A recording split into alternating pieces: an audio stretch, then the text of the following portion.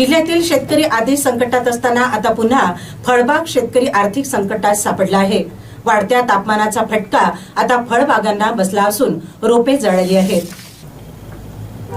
यवतमाळ जिल्ह्यात उन्हाचा पारा चांगलाच वाढला आहे। उन्हाच्या वाढत्या तीव्रतेमुळे शेतकऱ्यांना शेतातील उपयोगी फळझाडे जगविणे कठीण झाले आहे। नवीन फळबागा देखील संकटात सापडल्या आहेत। या हंगामात लागवड झालेली रोपे जळाली असून काढणीला आलेला आंबा तसेच संत्रा वर्गीय पिकांवर काळे डाग पडत आहेत। उन्हाच्या प्रखरतेमुळे उभी झाडे करपू लागली आहेत, कारण भूजल पातळी देखील कमालीची खालवली आहे।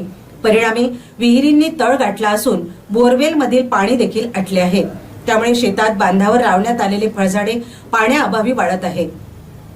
पाणी नसल्याने फळबागधारक शेतकऱ्यांचे मोठ्या प्रमाणात नुकसान होण्याची शक्यता आहे।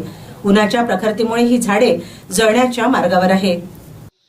खूपच संतपत आहे ना, हे झाडावर परिणाम येते आणि चिमत आहे झाडं। विहिरीचं पाणी आटलं म्हणजे बुजून गेली ते। 50 फूट खोल आहे विहीर।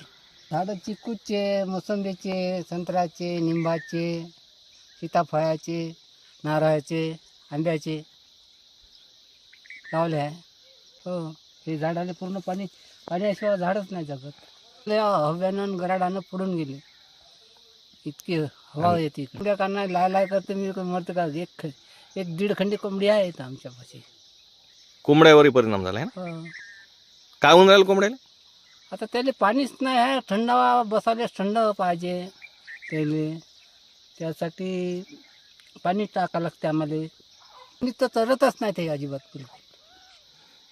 नऊ नाही वाजत तर जाग्यावर राहते कोंबडी साऱ्या दिवसही भर।